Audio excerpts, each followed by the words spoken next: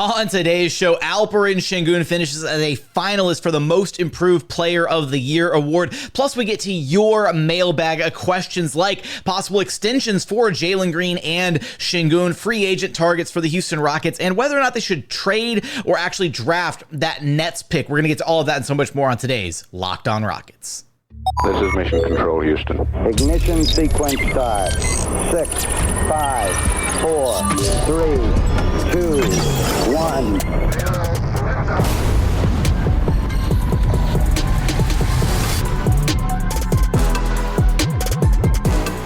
What's up and welcome to another edition of Locked On Rockets, your daily podcast home for everything Houston Rockets basketball. As always, I'm your host, Jackson Gatlin, native Houstonian and credentialed media member. I'm also the host of Locked On NBA Mondays. Be sure to follow along wherever you listen to your podcasts or on YouTube. Just search Locked On Rockets where you can like, comment, subscribe. Best way you can help the show out is to comment your thoughts below. We're going to get to a variety of topics in today's show, so kind of a smorgasbord here.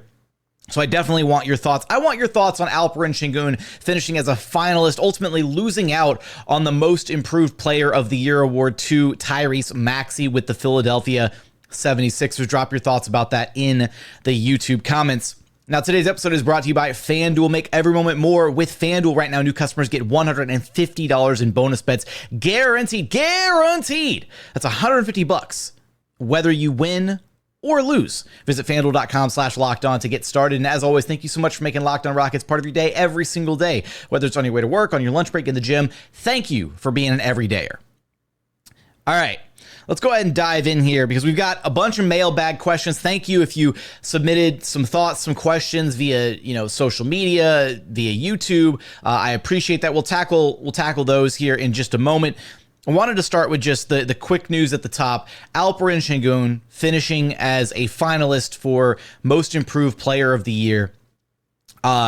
Such a massive jump that he had, right? When you look at how he played last year, and honestly, when you look at kind of his trajectory throughout his NBA career to this point, right? Through the first 2 years, and kind of the hurdles that he had to overcome, the things that he had to work through, the adversity that he faced, not just like adversity, like traditional adversity, like an injury or anything. Obviously, he had the injury most recently this season, but like the adversity he faced from his own organization, right? Being benched for Bruno Fernando, not really having a place in the rotation behind Christian Wood and Daniel Tice until, it was like, oh crap, this kid can play. Like, we need to be able to get him minutes right now for his rookie season. So to just look at his trajectory and see the leap that he took from last year to this year, he was the first of the core six to really approach and solidify himself as a star level talent. And it's unfortunate that he wasn't able to actually win the award. Tyrese Maxey obviously had an all-star caliber season, really stepped up and kind of helped the Sixers stay at least relatively afloat in the Eastern Conference without Joel Embiid over there. So I think the narrative was probably just in favor of Tyrese Maxey, and it always kind of feels like the voters for these awards kind of choose who the winner is going to be, like usually around the mid-season mark, and that happened to coincide within the Rockets were really kind of sputtering a little bit and dropping in the standings and everything. And it also doesn't help that Alpi couldn't finish the season with the team and be a part of that insane run that they went on in the month of March. And had Alpi been healthy, maybe we're talking about a Rockets team that, made a run in the play-in tournament and might even be actively participating in the first round of the playoffs right now. And that might have changed the perception of some of the voters. I think it's really hard, when you've got a Tyrese Maxey and a Kobe White, who did make it to respectively the playoffs and play-in tournament, and then Alperen Sengun, who didn't make it to either of them as your three finalists for Most Improved Player of the Year award. I think the narrative was just a little bit more in favor of Tyrese Maxey at this point. But when you look at Sengun and what he actually accomplished and the leap that he took from last year to this year, his points per game jumped up about almost 7 whole points per game. He went from 14.8 last season to 21.1 this season. The rebounds stayed about the same. The assists, though, jumped up again. So he was at 2.6 his rookie year, then 3.9 per game last year. And this season averaged 5 assists per contest. And when you keep in mind that Alperen Sengun was doing this with a roster that was not really built to succeed around him, in the sense that there were a lot of pieces that didn't really complement. The shooting really wasn't there in the early part of the season, still wasn't there for most of the year, even after the Rockets started prioritizing shooting more threes. So could you even imagine, what Sengun would be capable of if he had players around him that were knocking down shots consistently, players that could take advantage out of double teams that he commanded on a basically nightly basis? His usage rating jumped up from, I want to say, about 21 a game to 27% usage rating per game. I want to double check that stat because I remember it off the top of my head. Yeah, 21.4 usage rating last season, and then 27% usage rating this season. And look, Ime Udoka leaned on him very heavily, very early on, right? They quickly identified, hey, Alpi is our guy. We can go to him. He's our closer. He's the guy that can command a double team. He's the guy that gets us into our offense. Let's play through him and good things will happen. And so when you have a coaching staff that can actually finally identify Alpi's strengths and cater the play style of the team to those strengths, not, perfectly, right? There were still some areas where it felt like the Rockets could have capitalized, some off-ball movement, running some different things to try and make Alperen Sengun even more effective than he already was. I think that's going to be part of the growing process here, because Ime was just getting his feet wet, understanding who these guys are, understanding how he can get them to be effective on the floor. And honestly, the biggest, most impressive thing, and I'm already on record as saying this, but it bears repeating because it's so important. The most important thing this season was seeing how Alperen Sengun accepted the challenge and adjusted defensively this year under Ime Udoka. Ime Udoka, a defensive-minded head coach, a guy that has always prided himself on his teams being hard-nosed, gritty defensive teams. And for Alperen Sengun to be able to step into that role as the starting big man for an Ime Udoka team and excel defensively. It wasn't even that Alpi was just passable defensively. There were games where Alperen Sengun was a legitimate plus defender and a legitimate difference maker on the defensive side of the floor. And it just goes to show that through those first 2 years playing under Stephen Silas and exclusively playing a drop coverage scheme and not really being trusted to do much else defensively and basically being targeted relentlessly, being put on an island and set up to fail by the previous coaching staff, it kind of sucks, right? It labeled Sengun, oh, he's a bad defender, oh, he can't, he's a liability on that end, and it kind of looked like it, right? That was one of the biggest questions coming into the season was, what can Alperen Sengun become? What can he be defensively? Not only do we know that he can be the anchor of a legitimate top 10 defense, and for various stretches of the season, a legitimate top 5 defense, we also know that he can go out there and put up 21, 9, and 5 on great efficiency, commanding double teams routinely. He has cemented himself as right now the best player of this Rockets young core. He's the best player on the team. And that was, he had one hell of a season. So credit to Alperen Sengun. It sucks that he didn't actually win the Most Improved Player of the Year award. He did win it here at Locked On Rockets, so he'll get that credit. But yeah, just wanted to highlight him, give him, some recognition for the incredible season that he had. We're going to have to do that once again when we get into our individual season review for Alperen Sengun a little bit further down the line. But coming up, we're going to get into some of the mailbag questions and topics suggested by you guys, things that we're going to tackle, like the Jalen Green and Alperen Sengun extension discussion, possible free agent targets, a friendly face that might want to make his return to the Houston Rockets, as well as we'll talk about some draft stuff, a lot of things to dive into. We're going to get there in just one moment. First, today's episode is brought to you by DoorDash. Want to make mom smile? Start Mother's Day off with flowers or surprise her with gifts from the brands that she loves, delivered the very same day with DoorDash. Look, maybe mom has a bit of a sweet tooth, or is she a tech enthusiast, a beauty connoisseur, or is she outdoorsy? No matter what she's into, you can make her smile with a fruit or flower bouquet, makeup, tech gear, workout wear, and so much more, all available on DoorDash. Look, I love being able to get my mom something nice for Mother's Day. She's one of the most important people in my life, and this is the easiest way to get it done. Maybe you can't be there in person, right? Schedule conflicts and stuff. Sometimes that's an issue, but If you want to surprise her with something great, get it done with DoorDash. Get all your Mother's Day gifts all in one place on DoorDash. Get 50% off your very next order, up to $15 when you spend $15 or more on your next flour, convenience, grocery, or retail order. Now with code LOCKEDONNBA. That's Locked On NBA. Order using DoorDash today. Terms apply. Today's episode is also brought to you by Monopoly Go. Look, I've been told that I'm a bit of a competitive person, and I think that's pretty true, right? I do definitely have a bit of a competitive edge to me, and my competitive side is a huge fan of Monopoly Go. I'm sure you've heard of it. It's been downloaded over 150 million times. It's a great twist on classic Monopoly, where you play on not one, but hundreds of different Monopoly boards in crazy locations, building up amazing cities that bring you big money. But the best part, honestly, is messing with your friends. You can charge them rent on iconic properties, just like classic Monopoly, but now you can also heist their vaults of riches just for yourself. And the leaderboards show you who the biggest Monopoly tycoon is. So get in the game and join your friends. Download Monopoly Go, now free on the App Store or Google Play Store. Again, download Monopoly Go, free on the App Store or Google Play Store.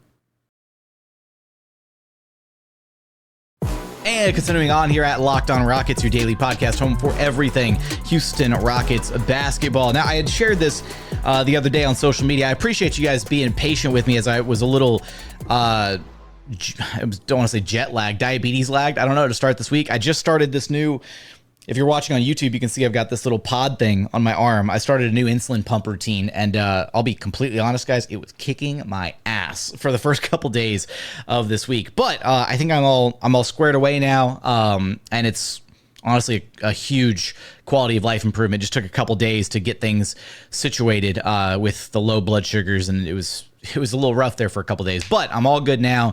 So let's get into some of these mailbag questions. Thank you. If you submitted a mailbag question on Twitter, on the YouTube comment section, I appreciate it. Let's go ahead and dive into some of these comments. There were some really good ones in here, things that we're definitely going to revisit in further detail in future episodes, but things that I can at least touch base on right now, provide some insight on, at least, a couple things that I'm hearing, or things that I think at least, directionally, organizationally, things that the Rockets might be wanting to achieve this offseason. So let's start with a pretty easy one here from YouTube. Moses Cuckoo 7236.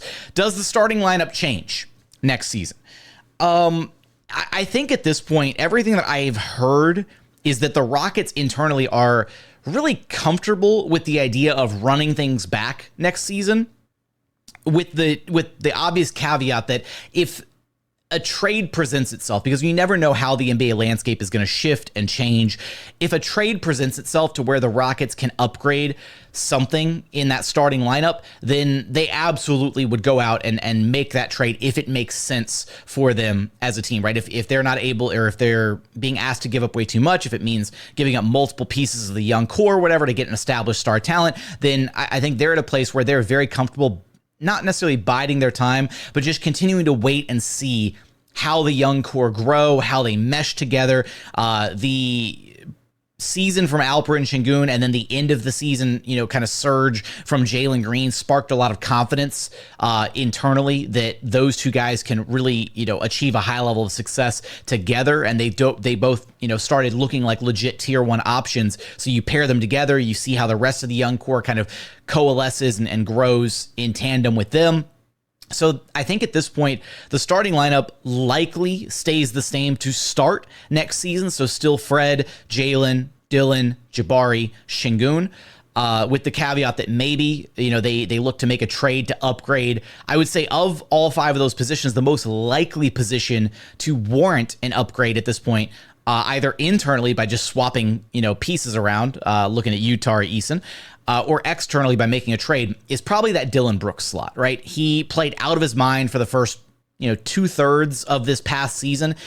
Was really a welcome sight to see how he had changed, how he had adapted. It looked like a different version of Dillon Brooks. And then unfortunately, that last 1/3 of the season was really tough. He really regressed in a lot of areas. The shooting wasn't anywhere near as good. Some bad decision-making offensively. And then the defense felt like it had slipped quite a bit as well. So for the Rockets, I think, they're probably going to start at least with the same starting lineup again next year, barring any major trades. But then internally, it would not shock me to see for example, Tari Eason eventually take over the reins of that starting small forward spot, just because he's so effective when he is healthy and able to be a part of the rotation. Next one that we've got here, Reed Shepherd or Alex Sarr if we land a top 3 pick, from MC Master 123 on YouTube. Oh man, if I'm going, if it's strictly between those two, like if there's a pick and the Rockets have a choice between just Reed Shepherd and Alex Sarr, I think I'm taking Alex Sarr. I'm pretty confidently taking Alex Sarr. And one of the reasons I'm doing that is because I think Alperen Sengun has cemented himself as a star caliber player. Now, whether he's a true tier 1 superstar type player, TBD, right? We don't know what his true ceiling is. He's at least an all-star caliber player, and that is damn good in today's NBA. So when I look at Alex Sarr, I think he is almost a perfect complement to Alperen Sengun, at least theoretically, for what you would want to put next to him. And I envision a way where, first off, it would give the Rockets a bit of a different look at the 5 spot potentially, right? Where you could have Alex Sarr playing some of the backup 5 minutes behind Alperen Sengun, and it gives you a much different look than when you have Alpi at the 5 spot, just like it gave them a different look when they had Jabari or Jeff Green kind of playing pseudo small ball 5 this past season. They'll have Steven Adams, TBD on what happens with Jock Landale at the 5 spot, but I think it's important to have counters on counters on counters in today's NBA. And Alex Sarr, to me, screams a guy who can not only be a great complementary piece to Alperen Sengun, but also a guy that gives the Rockets a completely different look behind Alperen Sengun, more of a defensive-minded angle, a stretch 5 length, vertical floor spacing, being able to play over the top of the rim. And because the Rockets are pretty loaded at the 5 spot right now, between Sengun getting a brunt of the minutes, 30 plus a night, then you're adding Steven Adams to the mix next season, maybe Jock Landale still around, Jeff Green possibly as well. And then obviously Jabari Smith Jr. small ball 5 minutes are always a thing that can happen.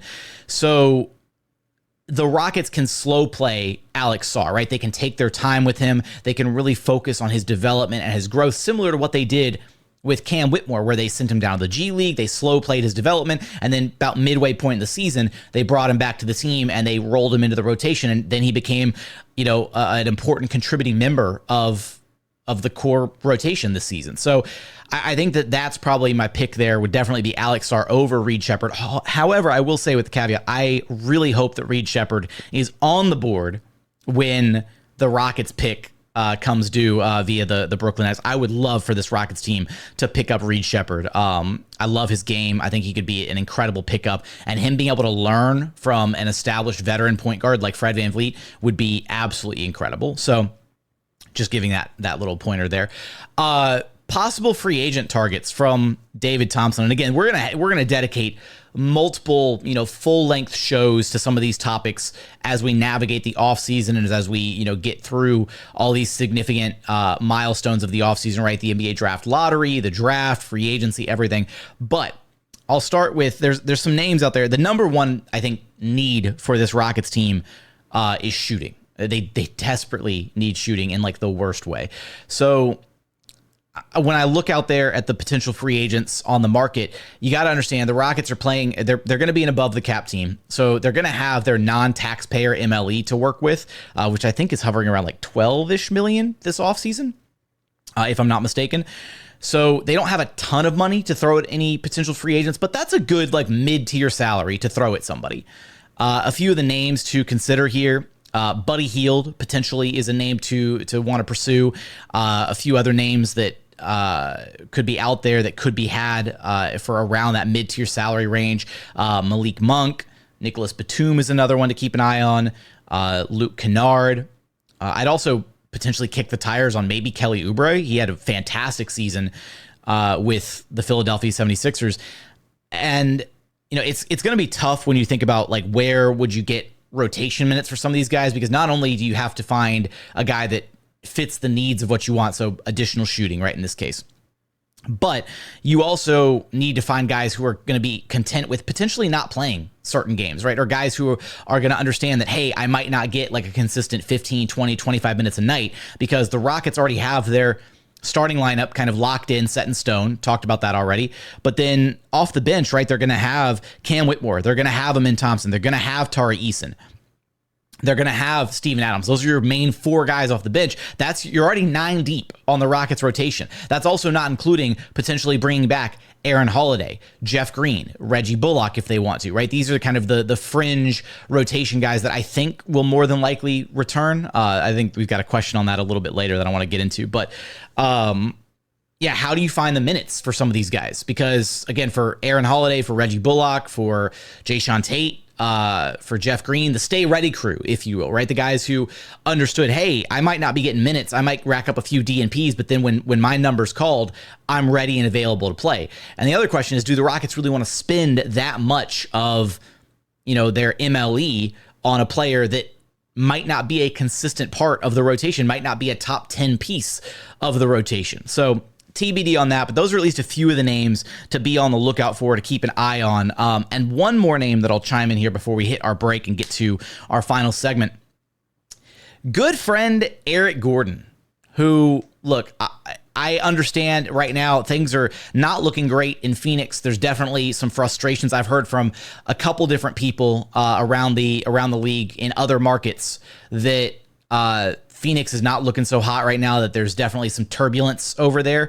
And it would not surprise me, based on how much Eric Gordon loved the city of Houston, how much he enjoyed playing here, and how much he really did want to retire here as a Houston Rocket. Like, Eric Gordon really did want to retire here, but unfortunately he was at a place with his contract and the team was at a place where they were rebuilding. They didn't really want to hold on to EG and pay him money to just ride off into the sunset. So I would not be shocked if Eric Gordon potentially made a return to the Rockets. And honestly, when you look at what this team is missing, what they need, EG would be an insane pickup for this team, being able to come off the bench, be that kind of backup pseudo guard, basically taking the Aaron Holiday role, but in a bigger capacity, because let's face it, Eric Gordon is a lot more capable than Aaron Holiday of doing some of the things that Aaron Holiday was tasked with doing just this past season. Could be a great off-ball threat to play alongside, Jalen, Amin Thompson, Cam Whitmore, whatever. Could play in tandem with Fred VanVleet. Can run the offense, can play off-ball. Would be a huge pickup, and he's still, a really, really solid defender. Great veteran piece. That is a name that I would love for the Rockets to make a push for this offseason if things continue to look pretty catastrophic and bleak in the desert over in Phoenix. So, with that, coming up, I want to get into our final segment here. Some thoughts on the contract extension discussions for Jalen Green, Alperen Sengun, as well as some other topics suggested by you guys. We're going to get there in just one moment. First, today's episode is brought to you by FanDuel. It's playoff time in the NBA and NHL. Baseball's in full swing, and FanDuel is your place to bet on every single game. Right now, new customers get $150 in bonus bets guaranteed. Guaranteed! That's $150, win or lose. Bet on everything from slap shots to home runs to slam dunks, all on an app that is safe, secure, and super easy to use. Right now, you can take a look at the outright betting favorites for the title this NBA season. The Boston Celtics plus 115 to win it all this year. The Denver Nuggets right behind them at plus 260. And then in distant third place, OKC Thunder plus 1,300. So for all those odds and so much more, be sure to visit FanDuel.com/lockedon and make your first bet an automatic win. FanDuel, America's #1 sportsbook. Today's episode is also brought to you by BetterHelp, because look, sometimes we all need the opportunity to get something off our chest, big or small. Certain things can really start to weigh on you, right? It's important to let that stuff out, especially to someone who's unbiased when it comes to your life. Look, I've done therapy in the past, when it comes to my own life, and I found it to be an incredibly cathartic experience to sit there with a trained professional who can it's almost like putting a carrot on a stick and kind of guiding you through and walking you through some of the crap that you're dealing with. And then you have this light bulb realization moment of oh, that's why I behaved a certain way, or that's why I reacted to this certain situation negatively, positively, whatever. And it is a really, interesting experience if you've never done it. Now, again, I swear by it. I thought it was incredible, but Therapy can be different for everyone. And honestly, most of us have bigger problems than what's going on with our favorite sports teams. And it's important to get that stuff off your chest every once in a while. So if you're thinking of starting therapy, give BetterHelp a try. It's entirely online, designed to be flexible and suited to your schedule. Visit betterhelp.com/lockedonnba to get 10% off of your first month. That's BetterHelp, HELP.com/lockedonnba. And final segment here at Locked On Rockets, your daily podcast home for everything Houston Rockets basketball. All right, let's round up the last of these mailbag cues that we've got here. Really quickly from 7C Money on YouTube. Could the Rockets be a top 6 seed without injury next season? Absolutely. I don't even have to go into much detail with that one. I think the Rockets were, if I'm not mistaken, the Rockets were on I believe a 46 win pace with Tari Eason healthy. So just adding Tari Eason back to the mix, and suddenly the Rockets are very much in the play-in picture. So that's not even including, right, not losing Alperen Sengun for a quarter of the season, adding Steven Adams to this mix, another offseason of all these guys growing and getting better. Ime Udoka spending a full offseason with these guys after having spent a full NBA season with them, so understanding what their strengths and weaknesses are. I absolutely think that the Rockets, we could see maybe not a full-blown OKC level jump, because OKC has an MVP, candidate in Shai Gilgeous-Alexander, but OKC jumped from 40 and 42 this past season and didn't even make the playoffs to 57 and 25 and the number 1 seed in the Western Conference. Maybe not that drastic of a jump, but I think we're fully in store for the Rockets to take yet another substantial jump, again, health permitting, this upcoming season. All right, next one we got here. Outside of the core 6 and Fred VanVleet, I guess at this point, who has the best chance of being brought back? This is from Rockets Culture on Twitter. Shout out to RC. Let's say, this kind of goes without saying, is obviously there's a little bit of the caveat here, right? And this goes back to what I said very early on, talking about does the starting lineup change? If there's a trade available, right? If the Rockets feel that there's a trade that pushes the needle significantly forward, then maybe they make that deal, right? And I'm of the belief that right now the Rockets are content to just kind of run things back. But that being said, right, you never know what happens. Maybe a star shakes loose. Maybe again there's turmoil. Maybe the Clippers decide they want to blow it up, and maybe Paul George becomes available. Maybe Kevin Durant is super unhappy and the Rockets decide they want to try to make a run at him. If the Suns suddenly look like they want to deal him, then the discussion becomes, okay, how much does one of those guys cost, right? I don't know. It becomes problematic at that point. But I will say that operating under the guise of no major deals, whatever. Yeah, I think the core 6 is coming back, obviously. Fred is coming back, obviously. I think Dillon is pretty safely coming back. The Rockets still internally love Dillon. They love what he brings to the table. They love the edge, the intensity that he brings to the team. And he's been a really important piece for a lot of the young guys, right? Establishing this new culture that Ime Udoka wants. I think you start looking at some of the fringe guys. I don't think Reggie Bullock comes back. If the Rockets are able to get a guard level presence similar to like what I talked about with maybe bringing back Eric Gordon, then I don't think Aaron Holiday returns. I think Jeff Green is probably the safest bet to return, mostly because Jeff is another really great stabilizing locker room presence. He provides a lot of versatility, right? He's a guy that you can throw out there anywhere from 3 through 4, or 5 on the floor. He can guard. We've seen how effective he can be in certain matchups, like against Zion Williamson or against his former team, the Denver Nuggets. Jeff was really crucial to a lot of the Rockets' success this season, and I really don't think that he was even expecting to have as big of a role as he did when he was kind of thrown into being the full-time backup small ball 5 when Jock Landale was just kind of unplayable to start the season. So I think Jeff Green is probably the safest bet to come back, and I would argue that Reggie Bullock probably not coming back. Aaron Holiday, depending on whether or not they flesh out the guard rotation elsewhere, maybe doesn't make it back. And then Boban, again, from a culture perspective, like they really do love having Boban around. He's so important for the young guys.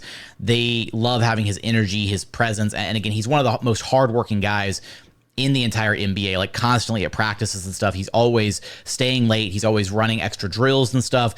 And so from a professional standpoint, like it's important to have that. I just don't know if that has like worn out its welcome, right? Like if you can get a 15th guy on the roster who's like actually a legitimate contributing member of the lineup and not just like a vibe / locker room guy, then I think you probably have to move on from Boban at some point.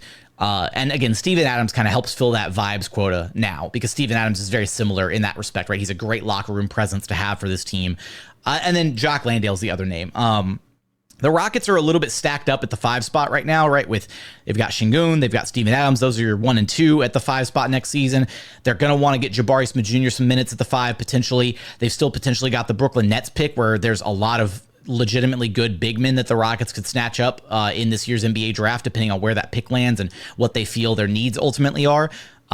Maybe they take Klingon, maybe they take Kel'el Ware, maybe it's Filipowski. Like, I mean, there's a lot of options. Maybe their pick jumps up and they get Alex Sarr at the top of the draft, right? So I think that Jock Landale is probably likely on his way out, but like, what do you get for him, right? Do you just not pick up his deal? That seems like a waste of assets, right? I would pick up his contract option and then see if you can get back some type of a return for Jock Landale, because he played well enough at the end of the season and kind of hopefully rehabilitated his value a little bit to where you can maybe get something of value for him. Next one that we got here. How are they going to find more time for Amin and Cam with everyone healthy? This is from Rock Fan on Twitter. I don't know that they are going to get more time for Amin and Cam. Like, it kind of sucks to think about it that way, but the top 9 of the rotations are seemingly pretty set, barring any, major trades or major acquisitions. You got the starting lineup, and then off the bench, you've got Amin, Cam, Tari, and Steven Adams. And I think in that world, you're looking at a lineup where, Amin and Cam are probably getting about 20-ish minutes a night each. And I know that we're really excited about the rookie seasons that they both just had. I know that we would love a world where they're able to, throw 30-plus minutes a night at both of those guys and really just let them run loose. But this team's just not at that point yet, right? Like, let's imagine you've got, Fred playing 32 a night, Jalen playing 32 a night. That leaves you 32 more minutes across your guard positions to be able to flesh out the rest of that lineup. And, we know that they're going to use Amin Thompson and Cam Whitmore situationally as not exclusively just guards, right? That they can play some wing minutes out there. So maybe they do a little bit more of like the staggering where Jalen and Fred take some time off.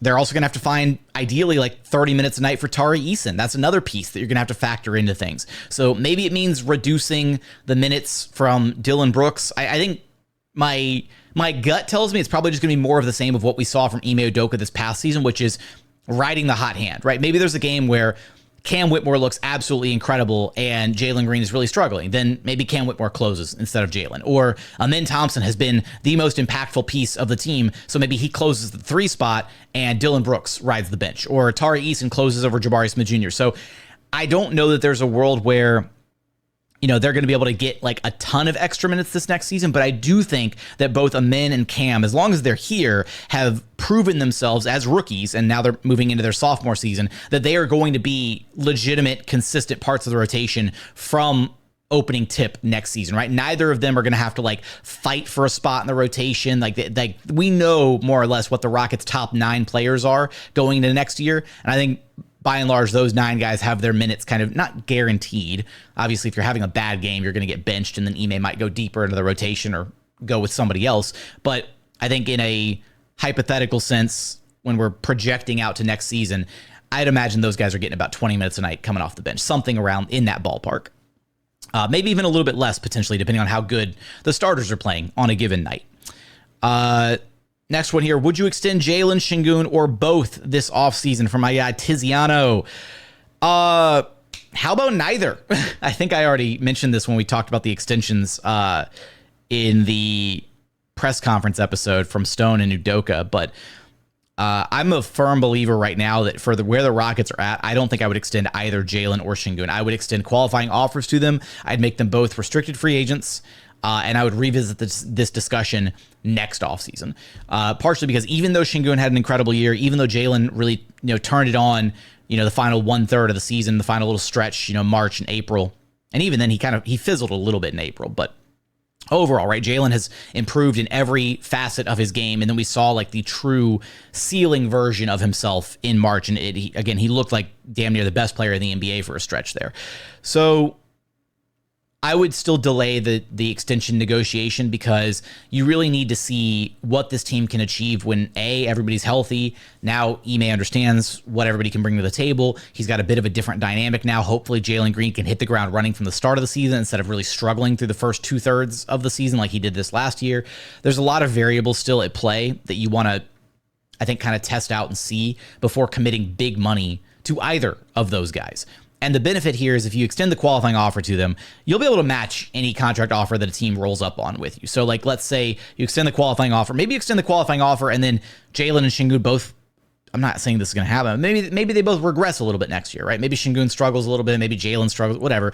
Qualifying offer saves you in the long term, right? Because then you don't commit big money to a guy and turn around and you're like, oh, this was a terrible decision, right? Because giving the wrong contract to the wrong player at the wrong time is a death sentence in today's NBA, right? With the way the cap logistics are, if you pay the wrong dude, then you're screwed for a long time because then you're going to have to either A, pay assets for another team to take that dude off your hands, or B, you're just going to be, you're going to have your hands tied and not be able to accomplish anything. And that's how you get stuck on the treadmill of mediocrity, or how you get stuck as a bottom tier, playoff team, or just kind of hovering around a 500 team instead of actually being able to make a legit championship push. So I wouldn't extend either of them this offseason. I would hold off on it, and at least based on some of the wording and how Rafael Stone kind of tiptoed around that answer at the press conference, I would imagine the Rockets are thinking the same thing.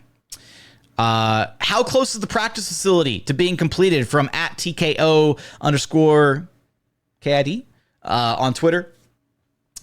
Very close. The practice facility is going to be done this summer. So I think the projected completion date was July 2024. So remember, we toured the practice facility. In fact, if you're watching on YouTube, you can see I've got the little construction hat right there above my fingertip. It's back on my little bookshelf full of Rockets memorabilia and whatnot. We toured the practice facility earlier this past season, got to take a look at it, got to kind of see what it all, what they were working on, and moving all the operations in-house is going to be such a benefit for this team organizationally, having everybody on the same floor, having easy access to all the training staff, all the scouting department, everything. Because right now at Toyota Center, you've got the coaches' offices, down on you call it the event level, right? So basically the court level of Toyota Center. And then they got to go like upstairs, up the elevator and got to, run to go grab the video department guys and, all this stuff and training staff members. And you've got different workout rooms on different floors, and it's kind of jumbled, right? At the time, it made sense to want to have the practice facility and the practice court attached to Toyota Center so you could have everything quote unquote in-house, but it wasn't really like the feng shui of it all is just a little off. And the way the NBA has transitioned to where every team has basically its own dedicated practice facility with top of the line equipment and training materials and just ease of accessibility for the coaching staff and players. I think it's going to be really important. So yeah, it'll be done around July, this upcoming off season. And I'm sure that once it is complete, like we'll get another tour of it, like a finalized tour of it. And it's going to be a ton of fun. We'll take plenty of video, all that stuff. The video of the original tour is still on the YouTube channel. So if you want to go back and take a look at that, it's there. It's just, it was just a big concrete slab when we were there, but yeah, you can take a look at that if you want to. Last one that I've got here, and I think I hit on this a little bit. Do you see the Rockets possibly pursuing a superstar level talent or continuing to grow and develop the core six? From Milkman J on Twitter.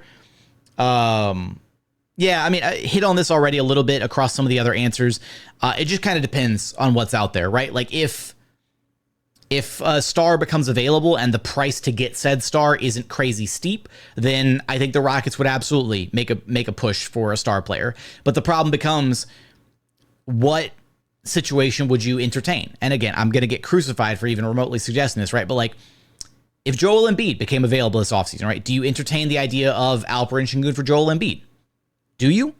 I don't know. I don't know if you do, because Alpi had a hell of a year, but Embiid is an MVP level player, but he's also got injury history. And is this Rockets team better equipped? If you let's just say if you just swap Sengun for Embiid, is this Rockets team better equipped than the 76ers team out east? I don't think so. Right. So is that worth it? Or at that point, would you just be better off keeping Alperen Sengun and seeing how he continues to grow? What is his ceiling? Right. I'm in the camp of I'd rather just wait and see. I'd rather wait and see, unless, big caveat here, unless you can get a piece to directly upgrade that Dillon Brooks slot. And here's my tinfoil hat crazy conspiracy theory is if the Clippers flame out in the playoffs, If the Clippers completely blow it up and they lose to the Dallas Mavericks in the first round, whatever, which they're on pace to potentially do it. They're 1-1 right now. If the Clippers lose to the Mavericks and if Paul George wants out, he's got a player option on his deal right now. And the Clippers haven't been able to, extend him.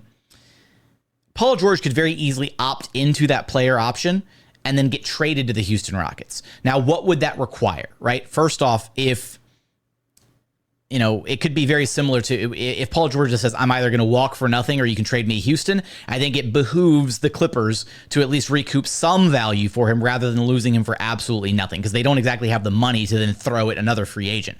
So if you're the Rockets, could you maybe cobble together some kind of a salary package of Dillon Brooks, Jock Landale, Jae'Sean Tate, Jeff Green, whatever, get all the salary together and then throw the Clippers some assets on top of it, maybe one of the young core, maybe if you had to, I don't know, Cam Whitmore, I don't know, it's tough, right? What would you be willing to include to get Paul George? Because I think the massive upgrade that you get going from Dillon Brooks to Paul George would elevate this Rockets team to another level. That's not like a legit tier 1 superstar move, but that is such a monumental upgrade with the rest of the Rockets young core growing and getting better and having another offseason under their belt. I think that would be the kind of move that takes the Rockets from being what I think is going to be at least flirting with the 6th seed kind of range next season, just as is, internal growth and health and all that, to a guaranteed top 4 seed next year. That would be something special to witness. And again, we know that shooting is a big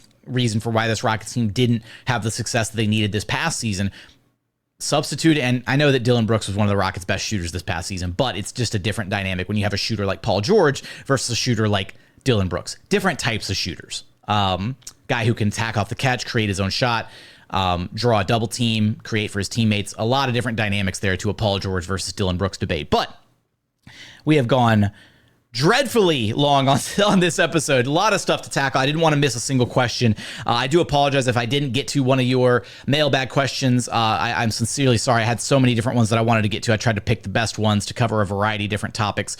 But on that note, if you haven't done so yet, please consider subscribing wherever you listen to your podcasts, or on YouTube, search Locked On Rockets, like, comment, subscribe, all that good stuff. I want your thoughts. Give me your thoughts on everything we talked about in today's episode. Would you want to see the Rockets just run it back next year, or do you want to see them maybe make a trade for a star-level talent? What would you do with the Rockets draft pick?